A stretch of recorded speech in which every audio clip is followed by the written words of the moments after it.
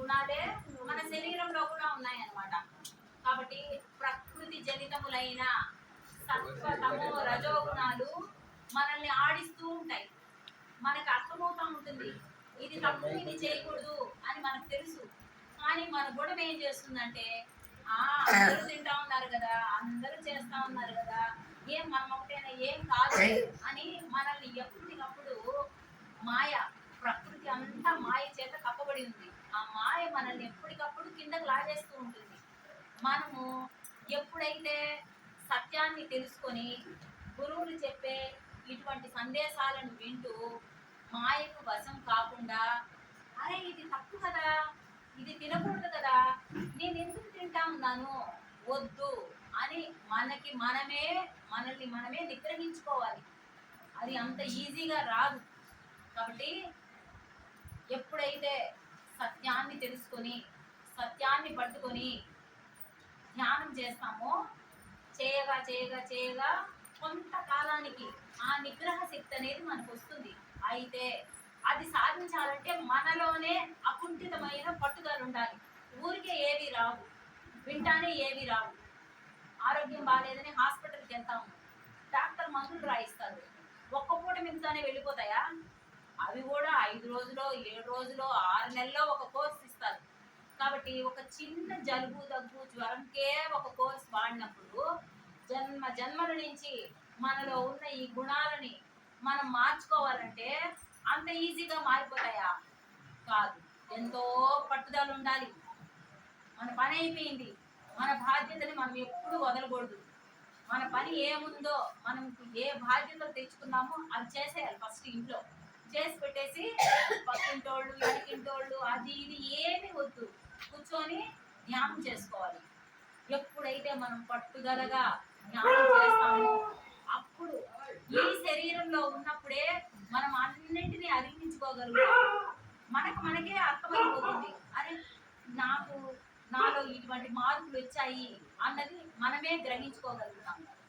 కాబట్టి మన గుణాలు ఏంటివంటే 3 రకాలు: తమో గుణము, రజోగుణము, సత్వగుణము.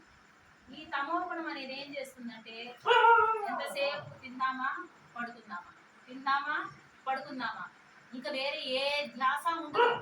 మనం మన ఇంట్లో కూడా చూస్తూ ఉంటాము, మన పిల్లలు, మన కుటుంబ సభ్యులు ఎంతసేపు పని మీద శ్రద్ధ లేకుండా తినడం, నిద్రపోవడం, దీని మీదే ఉంటారు. తమో గుణం అంటే బద్ధకం. దీనికి ఉదాహరణ కుంభకర్ణుడు. కుంభకర్ణుడు ఏం చేస్తాడమ్మా? తినడం నిద్రపోవడం, తినడం నిద్రపోవడం, 6 నెలలు తిండి 6 నెలలు నిద్ర. కాబట్టి మన ఇంట్లో కూడా అటువంటి వాళ్ళు ఉంటారు. కాబట్టి అది వాళ్ళ తప్పు కూడా కాదు, ఆ గుణానికి తప్పు. ఇప్పుడు మనం ఈ విషయాన్ని తెలుసుకున్నాం కాబట్టి మన కుటుంబ సభ్యుల్ని తిట్టి కొట్టి గొడవ చేసి మార్చాలనే ప్రయత్నం చేస్తే ఇంకా ఎక్కువ మొండైపోతారు. మనం ఓపికతో సహనంతో మనం చెప్పి, నాన్న అదిగో నీకు పలానా వస్తువు అంటే ఇష్టం కదా, నీకు ఇస్తాను, తినేసి అదిగో కొంచెమా కొంచెంసేపు అక్కడికి పోయిరా నాన్న అని మంచి మాటలతో వాళ్ళని మార్చుకోగలగాలి. అటువంటి స్థితికి మనం వెళ్ళాలి. మనం చేసే ధ్యానము, మనం చేసే ఈ సత్సంగము, ఇవన్నీ దేనికంటే మనం ఆనందంగా తయారవుతూ మన చుట్టూ ఉన్న వాళ్ళని కూడా మనం ఆనందంగా తయారు చేసుకోవాలి. ఎప్పుడైతే మన కుటుంబాన్ని మనం చక్కగా తీర్చిదిద్దుకుంటామో సమాజానికి సేవ చేయగలుగుతాం. కాబట్టి ఫస్ట్ మనల్ని మనం ఉద్ధరించుకొని మన కుటుంబాన్ని మార్చుకొని మన సమాజాన్ని మార్చుకోవడం మన చేతిలో ఉంది. మనం ఒక్కరిని ఏం చేస్తాము అంటే కాదు, ఒక్కరిలో నుంచే అన్నీ జరుగుతాయి. కాబట్టి అవన్నీ జరగాలంటే ముందు మనలో మార్పు రావాలి. నేను ఎక్కడ తప్పు చేస్తున్నాను అని ప్రతి ఒక్కరము మనకు మనమే ప్రశ్న వేసుకోవాలా. నేను ఎందుకు పక్కింటాను తిట్టానే, తిట్టకూడదు కదా, ఆమెకు తెలివి లేదు, నాకు తెలివి ఉంది కదా అని నేనే మంచిగా పలకరించాలా, ఏమ్మా బాగున్నారా అని. అలా మనమే మంచితనంతో మనమే అందరినీ కలుపుకుంటూ మనమే అద్భుతమైన ఆనందమైన సమాజానికి పునాది రాయి వేయాలి. కాబట్టి మన కుటుంబంలో ఉన్న వాళ్ళు కూడా తమో గుణంలో ఉంటే వాళ్ళని బయటికి తీసుకురావడం మన బాధ్యత. అదేవిధంగా రజోగుణం అంటే అన్నీ నాకే కావాలి, ఎవరికి ఏది అడగదు. ఫస్ట్ ర్యాంకు నాకే రావాలి, డబ్బులు నాకే రావాలి, ఇల్లు నాకే రావాలి, కార్లు నాకే రావాలి, నేనే గొప్పగా ఉండాలి, నేనే నేనే నేనే అంటే మిగతా వాళ్ళందరూ అవసరం లేదా? అందరికీ అన్నీ కావాలి. కానీ లోపల ఉన్న ఒక స్వార్థం ఏమంటే నేనే గొప్ప, నేనే గొప్ప. దీనికి ప్రతీక ఎవరు? రావణాసురుడు. ఎన్ని ఉన్నా నేనే ఉండాలి నంబర్ 1గా. ఈ గుణాలు మనిషిని అతలాకుతలం చేసేస్తాయి. కాబట్టి ఇది చాలా అధ్వానమైన గుణం రజోగుణం. మా పిల్లే ఫస్ట్ రావాలి, అందరు మన బిడ్డలే, ఎవరికి వచ్చినా సంతోషం. నా బిడ్డకి ఫస్ట్ ర్యాంక్ వచ్చినా సంతోషమే, పక్కింటి అమ్మాయికి వచ్చినా సంతోషమే. అది నా బిడ్డే అనుకోగలిగిన విధంగా మనం ఎదగాలి. అలా ఎదగాలి, అలా మన గుణాలు మారాలన్నా కూడా జ్ఞానం వల్లే సాధ్యం. కానీ మాటలతో అయ్యేది కాదు. మాటలు తీయగా ఉంటాయి చెప్పడానికి, కానీ నిజంగా అవి అనుభవించాలంటే సాధనతోనే సాధ్యం. కాబట్టి ఇంత అద్భుతమైన సాధనను మనకు అందించిన పత్రికారికి ఎన్ని ధన్యవాదాలు చేసుకున్నా తక్కువే. ఎన్ని ధన్యవాదాలు చెప్పుకున్నా తక్కువే. అదేవిధంగా ఈ రజోగుణానికి ప్రతీక రావణాసురుడు. ఎన్ని డబ్బులున్నా ఏమి కనిపించినా ఆయనకే వచ్చేసేయాలి. అష్టదిక్పాలకులను బంధించేశాడు, నవగ్రహాలని బంధించేశాడు. కనిపించిన ఆటంతా ఆయనకే కావాలి, ఎక్కడ ఏది వదలలేదు. అది చాలా తప్పు. రజోగుణంలో నుంచి బయటపడాలన్నా, తమోగుణంలో నుంచి బయటపడాలన్నా జ్ఞానమే మార్గం. ఇక 3వ గుణం ఏంది? సత్వగుణం. తమోగుణం కన్నా రజోగుణం కన్నా మంచిది సత్వగుణం. సత్వగుణం అంటే సాత్వికంగా ఉండడం, ప్రశాంతంగా ఉండడం. అయితే నేను అన్నదానం చేస్తున్నాను, నేను వస్త్రదానం చేస్తున్నాను, నేను అవి చేసినాను, నేను ఇవి చేసినాను అని నేను నేను నేను అన్న అహం. అక్కడ కూడా నువ్వు మంచి పని చేసినా కూడా నేను చేస్తా ఉన్నాను, నేను అన్న అహం అన్నమాట. కాబట్టి ఆ అహం కూడా మనలో ఉండకూడదు. ఆ భగవంతుడు నా ద్వారా చేయిస్తున్నాడు అనే అంత స్థితికి మనం వెళ్ళాలి. కాబట్టి సత్వగుణము అంటే నేను నేను అన్న అహం. రాసుకోండి, సత్వగుణము అంటే నేను అన్న అహం.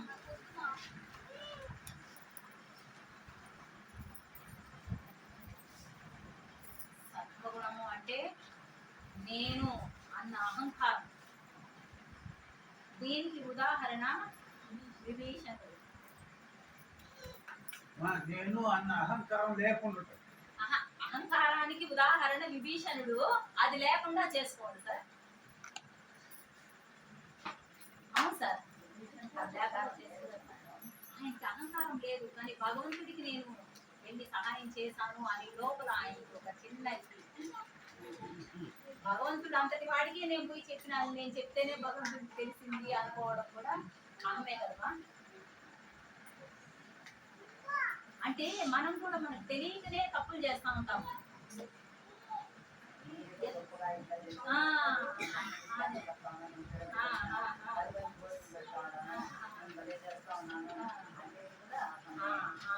కాబట్టి ఈ 3 గుణాలు, తమో గుణము, రజోగుణము, సత్వగుణము, మూడింటిలో నుంచి మనం బయటకు వచ్చేసి శుద్ధ సత్వంలోకి రావాలి.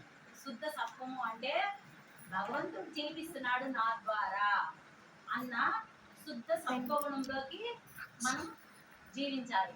అటువంటి స్థితికి మనం రావాలన్నా కూడా ధ్యానం ద్వారానే సాధ్యం. కానీ మాటలతోనో ఇంక ఏదో ఏదో పనులతోనో అయ్యేది కాదు. అదేవిధంగా ధ్యానంలో ఎన్నో రకాలు ఉన్నాయి. అవన్నీ ఊరికే టైం వేస్ట్. ఓన్లీ శ్వాస మీద ధ్యాస, సైలెన్స్ మెడిటేషన్, నిశ్శబ్దంగా ధ్యానం చేయాలి. కానీ ఈ మ్యూజిక్ మెడిటేషన్, గైడింగ్ మెడిటేషన్ ఇవి ఎందుకంటే కొత్తగా ధ్యానంలోకి వచ్చిన వాళ్ళు కళ్ళు మూసుకొని కూర్చోండి అంటే కళ్ళు మూసుకున్నప్పటి నుంచి ఎప్పుడెప్పుడో సంవత్సరాల ముందువి, చిన్నప్పుడువి, గత జన్మలో కూడా గుర్తు చేసుకుంటారు. కాబట్టి దానివల్ల ఏమవుతుందంటే సమయం వృధా అవుతుందే కానీ ధ్యానం అనేది జరగదు. కాబట్టి ప్రారంభంలో కొత్తగా వచ్చిన వాళ్ళు మ్యూజిక్ మెడిటేషన్, గైడింగ్ మెడిటేషన్ చేసినా కొద్ది రోజులకి మనము సైలెన్స్ మెడిటేషన్ చేయడం అలవాటు చేసుకొని శ్వాస మీద ధ్యాస, మన శ్వాసను సహజంగా జరుగుతున్న ఉచ్ఛ్వాస నిశ్వాసాలు గమనిస్తూ ధ్యానం చేయడం అలవాటు చేసుకున్నామంటే మనకి తొందరగా ఆ ధ్యాన శక్తిని గ్రహించి మనం ఫలితాలను పొందగలుగుతాం. అదేవిధంగా నిర్గుణం, నిర్గుణ స్థితికి ప్రతీక ఎవరంటే భగవంతుడు. అంటే ఆయనకి ఏ గుణాలు ఉండవు. మనం అందరము ఆ స్థితికి చేరాలి. నిర్గుణము అంటే ఏ గుణము లేదు. ఆ సమయాన్ని సందర్భాన్ని బట్టి ఏమి చేయాలో చేయగలగాలి. నా వాళ్ళైతే ఒకటి, పరాయి వాళ్ళైతే ఒకటి లేదు. నా వాడైనా ఒకటే, పరాయి వాడైనా ఒకటే అన్నంతగా మనం ఉండగలగాలి. అర్థమవుతుందమ్మా? నిర్గుణము అంటే ఏ గుణము లేదు, ఎవరైనా ఒకటే.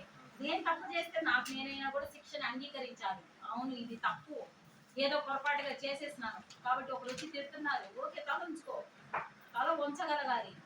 నాకు అన్నీ తెలుసు అనేసి ఏంది నువ్వు నన్ను అంటా ఉండేది అనకూడదు. అన్నిటికీ ఓకే అనుకోగలగాలి. అది నిర్గుణ స్థితి. ఆ స్థితికి చేసుకోవాలి. ఆ స్థితులన్నీ దాటుకుంటూ మనం నిర్గుణ స్థితికి ఎలా వస్తామంటే శ్వాస మీద ధ్యాస. కాబట్టి ఎప్పుడైతే మనం ధ్యానం చేస్తామో చేయగా చేయగా చేయగా మన కర్మలన్నీ ప్రక్షాళన అయిపోతూ వస్తాయి. అదేవిధంగా ధ్యానం ఎందుకు ఇంత గొప్పది అనే విషయం తెలుసుకుందామా? కృష్ణ పరమాత్మ అర్జునుడికి ఉత్తర గీతలో చెప్తారు. భగవద్గీత చెప్పిన మహాభారత యుద్ధం అయిపోయిన 36 సంవత్సరాల తర్వాత అర్జునుడు అడుగుతాడు కృష్ణుణ్ణి, బావా ఆ రోజు నువ్వు యుద్ధంలో చెప్పావు, నేను ఎందుకో సరిగ్గా పట్టుకోలేకపోయాను, నేను మళ్ళీ ఒకసారి గీతని వినాలనుకుంటున్నాను అంటే అప్పుడు ఉత్తర గీత చెప్తారు స్వామి. అందులో చెప్తారనమాట, పూజ కోటి సమం స్తోత్రం, స్తోత్ర కోటి సమం జపం, జపకోటి సమం ధ్యానం, ధ్యాన కోటి సమోలయ. అంటే మనం భగవంతుడి దగ్గర దీపం వెలిగించి పూలు పెట్టి హారతిచ్చి పూజ చేస్తే కోటి సార్లు, ఒకటి కాదు రెండు కాదు, కోటి సార్లు పూజ చేస్తే ఎంత ఫలితమో ఒక్క స్తోత్రం చదివితే అంత ఫలితం. స్తోత్రం ఏమిటి? విష్ణు సహస్రనామం, లలితా సహస్రనామం, శివ స్తోత్రం, ఇలా ఎన్నో ఎన్నో. ఏ స్తోత్రం చదివినా 1 కోటి సార్లు పూజ చేసిన దాంతో సమానం. అదేవిధంగా స్తోత్ర కోటి సమోజప అంటే హరే కృష్ణ మహామంత్రం, పంచాక్షరి ఓం నమ శివాయ, అష్టాక్షరి ఓం నమో భగవతే వాసుదేవాయ, ఏ మంత్రాన్నైనా చెప్పుకోండి. 1 కోటి సార్లు స్తోత్రం చదివితే ఎంత ఫలితమో ఒక్క మాల జపం చేస్తే అంత ఫలితం. అదేవిధంగా 1 కోటి సార్లు మంత్రాన్ని జపం చేస్తే మాల మీద ఎంత ఫలితమో 1 గంట సేపు ధ్యానంలో అంత ఫలితం వస్తుంది. ధ్యాన కోటి సమోదయ అంటే 1 కోటి సార్లు ఎవరైతే ధ్యానం చేస్తారో వాళ్ళు ఆ పరమేశ్వరుల్లో లయమైపోతారు. మళ్ళీ జన్మ లేకుండా ఆయనలో ఐక్యమైపోతారు. కాబట్టి ఇది విన్నంత ఈజీగా ఉందా? వినేకే ఎంత కష్టంగా ఉంది. 1 కోటి సార్లు దీపం పెట్టాలంటే ఇంక 24 గంటలు దీపం వెలిగించి ఆపి దీపం వెలిగించి ఆపి కానీ 1 కోటి సార్లు అవ్వదు. అటువంటిది ఇవన్నీ ఎప్పుడయ్యి 1 కోటి సార్లు మనం ధ్యానం చేసేది. అందువల్ల అంత ఈజీ కాదు భగవంతుడిలో మనం ఐక్యమైపోవాలంటే. అకుంఠితమైన పట్టుదల పని అయిపోయింది, నేను ధ్యానం చేసుకోవాలి, గురువులు చెప్పే సందేశాలు వినాలి, మనం తెలుసుకున్న సత్యాన్ని నలుగురికి తెలియజేయాలి.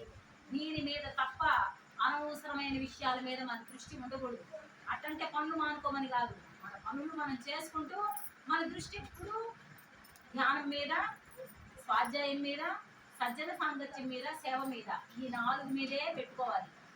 అంత పట్టుదలగా చేస్తే కానీ పూర్తి కాదు, భగవంతుడి ఐక్యం అనుకోవద్దు. అదేవిధంగా ధ్యానంతో ప్రక్షాళన. కర్మలంటే ఏంటివి? ఆ కర్మలు మనం ఏ విధంగా చేస్తామంటే గుణాలతో చేస్తాం. ఈ గుణాలను అధిగమించుకోవాలంటే ధ్యానం చేయాలి. ధ్యానంతో ఈ కర్మలను, ఈ గుణాలను ఏ విధంగా మనము అధిగమించి మన కర్మల్ని ప్రక్షాళన చేసుకోవాలి అంటే ధ్యానం చేసినప్పుడు, ధ్యానం చేయగా చేయగా చేయగా మన కర్మలన్నీ ప్రక్షాళన అయిపోతూ వస్తాయి. అంటే మన గుణాలు ఎప్పుడైతే మారతాయో అప్పుడే మనం ధ్యానంలో ఒక స్థితిని సాధించినట్టు. ఊరికే కళ్ళు మూసుకొని కూర్చుంటే నాకు కలర్గా కనిపించింది, నాకు దేవుళ్ళు కనిపించినారు, నాకు పర్వతాలు కనిపించినాయి, అవన్నీ కూడా కనిపించచ్చు, అవన్నీ కూడా నిజాలే. కానీ దానివల్ల మనకి ఏ ఫలితం లేదు. మా పక్కింటి వాళ్ళకి వెంకటేశ్వర స్వామి కనిపించాడంట, మా ఎదురింటి వాళ్ళకి ఆంజనేయ స్వామి కనిపించాడంట, నాకెవరూ కనిపించలేదు. అంటే వాళ్ళు చేసే ధ్యానం కరెక్ట్, నేను చేసే ధ్యానం తప్ప, ఇవన్నీ కాదు. వాళ్ళ వాళ్ళ ఆత్మస్థితిని, వాళ్ళ వాళ్ళ మనోస్థితిని బట్టి వాళ్ళకి రకరకాలుగా కనిపిస్తూ ఉంటాయి. కానీ ఎవరికి ఏమి కనిపించినా, ఎవరికి ఏమి కనిపించకపోయినా, నీలో ఉన్న గుణాలు మారితేనే నీలో ధ్యానం పనిచేసినట్టు.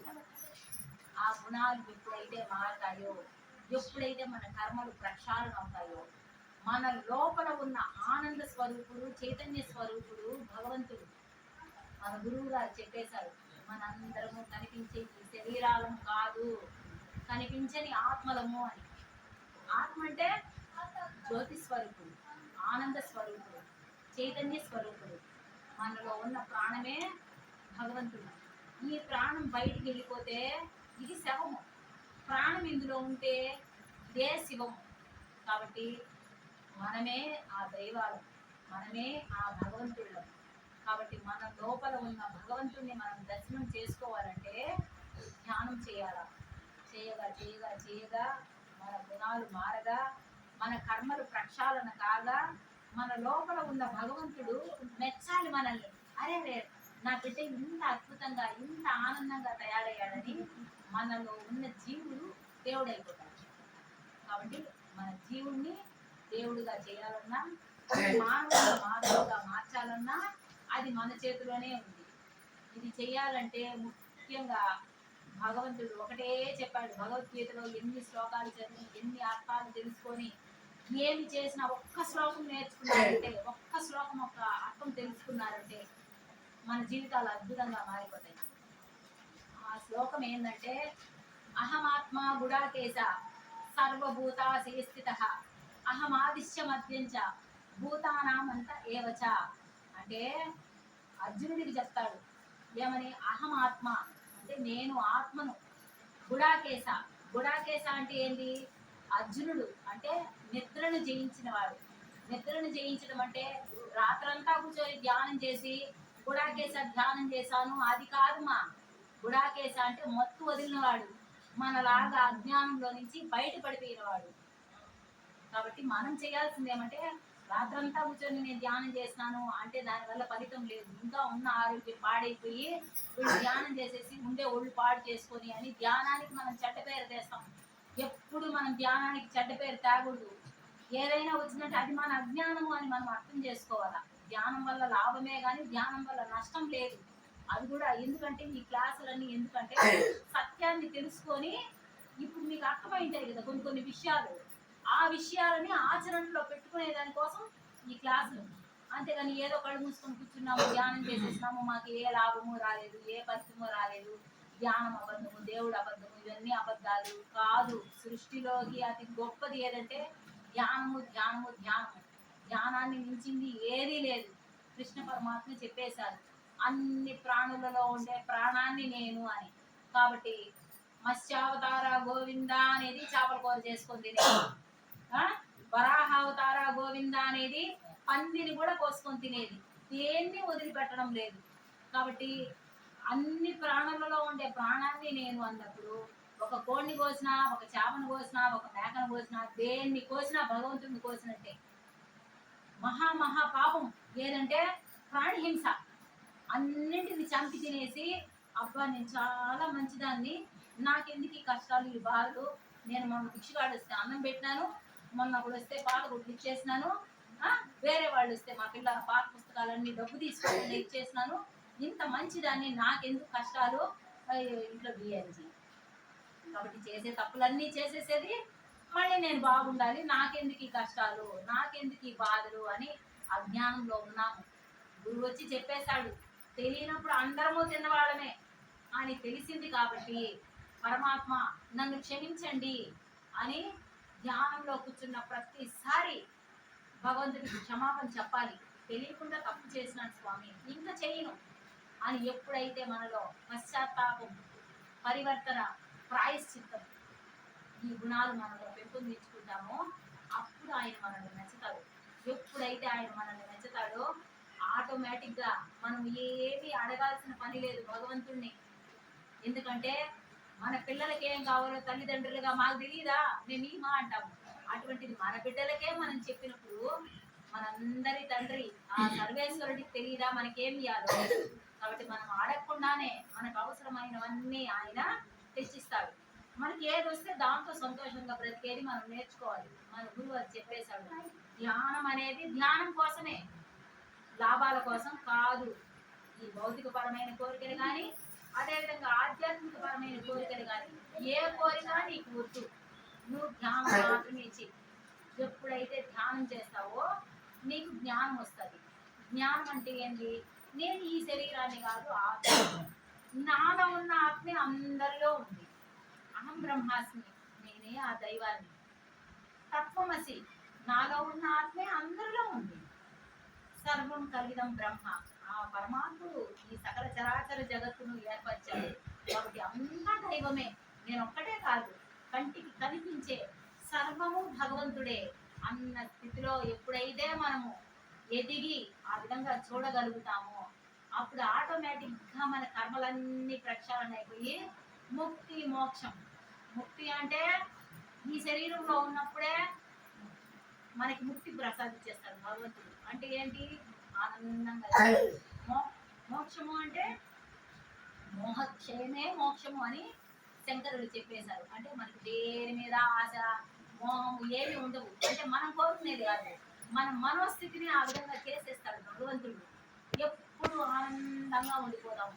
అంటే జీవించి ఉండగానే ముక్తిని మోక్షాన్ని అనుభవించే స్థితికి వెళ్ళిపోతాము. జ్ఞానం వల్ల జ్ఞానము, జ్ఞానం వల్ల ముక్తి స్థితి మనకి రావాలి. దీనికోసమే ధ్యానం, కానీ ఏ కోరికల వల్ల ధ్యానం కాదు. కాబట్టి ఆయన ఆరోగ్యం చెప్పేశాడు. యస్య సర్వే సమారంభ జ్ఞాన సంకల్ప వర్జిత జ్ఞానాగ్ని దగ్ధ కర్మాణం అమాహం పండితం ముదా. అంటే ఏ కోరిక పెట్టుకోవద్దు, నువ్వు సైలెంట్గా ధ్యానం చేసుకో.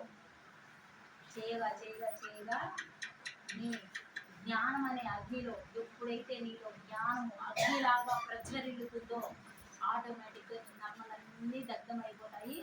అప్పుడు నువ్వు పండితుడు అవుతావు. నువ్వు ఎప్పుడైతే పండితుడు అవుతావో నీకు కావలసినవన్నీ నువ్వు అడగకుండానే భగవంతుడు తెచ్చి ఇస్తాడు. ఈ పూట పంచభక్ష పరమాన్నాలు మన ప్లేట్లో ఉన్నాయి, స్వామి నీ దయ అని సంతోషంగా తినండి. అదేవిధంగా ఈ పూట కొత్త పచ్చడన్నం వచ్చింది, కొత్త పెరుగన్నం వచ్చింది, సరే స్వామి ఇది కూడా నీ దయ్యాన్ని తినండి.